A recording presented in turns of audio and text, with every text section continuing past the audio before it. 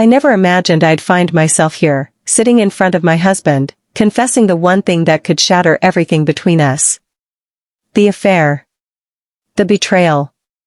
The desperation that led me down a path I never thought I'd take. Looking back, I can hardly believe I did it. But it wasn't a decision made in a vacuum. There was a voice in my head, whispering that it was the only way to get my husband, Melvin, to notice me again. To rekindle the spark we had when we first met. I had convinced myself it was the answer. The sacrifice. The way to fix what had been broken.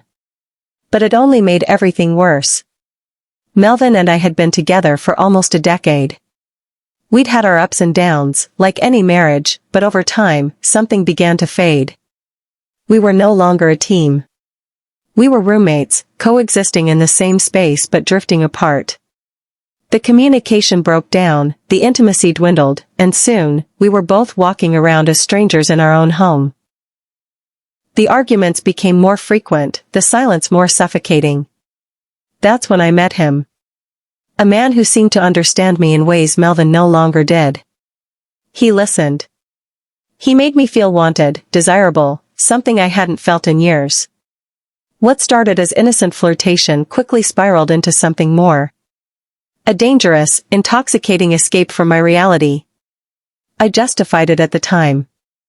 I convinced myself it was just a momentary lapse, a mistake I could fix later. But it wasn't just a mistake. It was an irreversible decision that tore us apart. The first night I slept with him, I felt both liberated and crushed. I felt alive in a way I hadn't in years, but at the same time, I knew what I had just done would haunt me for the rest of my life.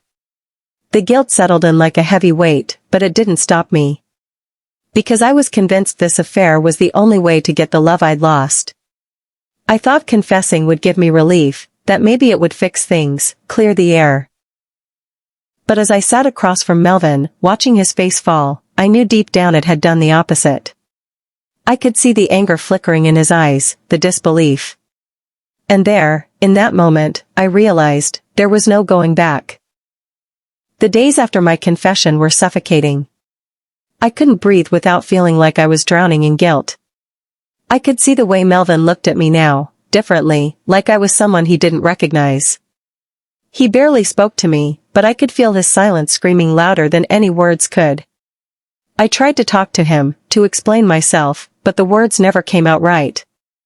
I didn't mean to hurt you, I'd say, but even I knew those words didn't mean anything. Nothing could fix what I'd done. Guilt had taken over every part of me. I couldn't even look in the mirror without hating the woman who had destroyed everything. Every glance at Melvin felt like a knife to my chest, and every word he spoke, if he spoke at all, was like a cold reminder of the damage I had caused. I walked on glass in my own home, afraid to do or say anything wrong. But Melvin's silence was more suffocating than my guilt. He was withdrawing from me, retreating into himself. I had expected anger, sure. But the emptiness in his eyes, the way he shut down completely, was something I hadn't anticipated. It was like he was grieving a death, the death of the relationship we once had. I couldn't blame him. I had killed it. I was the one who had taken the love we shared and thrown it away. But no matter how much I wished I could take it back, the reality was undeniable. What was done could never be undone. The damage was irreversible. There was one thing I kept thinking over and over, if only I had done something differently. The one thing I wish I could change was that moment when I chose to ignore the warning signs and make the decision I thought would fix everything. But instead, it had broken us. And now, I wasn't sure there was any way back from the mess I'd created. I was determined to make things right. That's why, after weeks of silence and tension, I suggested couples therapy. I read about it, heard that it could help rebuild trust after infidelity. I wasn't sure if it was the right choice, but I was desperate. I needed something, anything, that could fix the wreckage I had caused. We walked into the therapist's office, both of us carrying the weight of our pain. I could barely bring myself to look at Melvin as we sat down, the awkwardness thick between us. The therapist was kind, understanding, but as we spoke, I realized how little we had truly communicated over the years. We hadn't listened to each other. We hadn't understood each other. The therapist asked us a question that made me pause, a question I never expected. What made you think having an affair would solve your problems? I froze. I had no good answer. I didn't know why I did it. I just thought that if I could feel something again, maybe he would, too. But the reality was, I had only pushed him further away. As we continued with therapy, there were moments where I could see the smallest flicker of hope. Melvin started opening up about his feelings, and I realized how much pain I had caused him. But there were also times when it felt like we were getting nowhere. The therapist spoke about rebuilding trust, but how could you rebuild something that was shattered beyond recognition? The trust between us had been cracked, splintered, and no amount of therapy could fix that overnight. But still, we tried. Because what else was there to do? Forgiveness sounded simple in theory, but when it came down to it, I realized how much harder it was in practice. Melvin's struggle to forgive me felt like a constant battle, one that neither of us knew how to win. In the early days after my confession, I thought time would heal everything. I was so wrong. The more time passed, the more resentment built up inside of him. Every moment felt like a reminder of what I had done.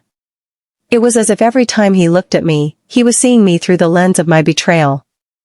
And I felt it, the resentment in his words, in his actions, in the way he withdrew. He didn't say it directly, but I could tell, he was angry. He was hurt. And I was too ashamed to argue. I deserved his anger. I had destroyed his trust, and no amount of "I'm sorry" could undo that. But as much as I hated myself for it, I still loved him. And the hardest part wasn't facing my own guilt. It was watching him struggle with his anger, trying to figure out if he could ever truly forgive me. It wasn't just about healing from my mistake, it was about him letting go of his pain. I remember one night, when he came home from work and didn't even look at me. I could feel the walls he had built between us. It felt like we were miles apart, even though we were sitting just a few feet from each other. I wanted to reach out to him, to apologize again, but the words stuck in my throat. Then, he finally spoke. "I don't know if I can forgive you, Melissa." "Not yet. Maybe not ever." That statement hit me like a ton of bricks. It wasn't just about healing anymore, it was about whether or not we even had a future together. My heart shattered, but I understood. Forgiveness wasn't something that could be rushed. It was something Melvin had to decide on his own, in his own time. I couldn't change the past. But I was willing to fight for our future, even if that meant battling against the resentment that had taken root between us. I just didn't know if it was enough. The months after that moment felt like an endless tug-of-war between hope and despair. We went through the motions, trying to rebuild what we once had, but the cracks in our relationship were impossible to ignore. The guilt I carried felt heavier than I ever anticipated, and Melvin's silence was both suffocating and heartbreaking. There were days when I thought we might be able to make it work, when I saw a flicker of the man I once loved in Melvin's eyes. We'd share a laugh, a moment of tenderness, and I'd let myself believe that maybe, just maybe, redemption was possible. But then, there were days when I felt like we were both stuck in this never-ending loop of pain. Every attempt at intimacy felt strained, every conversation felt like a battle. We were walking around each other like strangers in our own home, both of us unsure of how to move forward. The therapy helped, but it didn't fix everything. The damage was too deep, too irreversible. I had broken something inside of us that I wasn't sure could ever be mended. One night, Melvin turned to me, his eyes filled with uncertainty. "I don't know if we can come back from this," he said softly. "But I want to try. I don't want to give up on us. But I'm scared. What if this is all just an illusion?" And in that moment, I realized something. Redemption wasn't just about me. It wasn't just about fixing my mistakes. It was about Melvin finding his own way to forgive me, and maybe even finding a way to forgive himself for staying. I didn't have an answer for him. I couldn't promise that everything would be okay, because I didn't know. But I did know this, I wasn't giving up. I wasn't walking away. We had both made mistakes, but there was still a part of me that believed we could find our way back, if not to what we once were, then to something new. Something better. But as we sat there together, both of us holding on to the flickering hope that maybe, just maybe, redemption was possible, I realized one thing. Whether or not we succeeded wasn't the question. The question was whether or not we were willing to keep trying. And for me, that was enough. Thank you so much for watching. I truly appreciate all your support and I'm so glad you're part of this community. If you enjoyed this video, please don't forget to hit that like button, it really helps me out. I'd love to hear your thoughts, so drop a comment below and share your ideas with me. If you think this video could help someone else, make sure to share it with your friends and family. And if you haven't already, please subscribe to the channel and click the notification bell to stay updated with all my future videos. Make sure the notifications are set to all so you never miss out on new content. Thank you again for your support, and I can't wait to see you in the next video.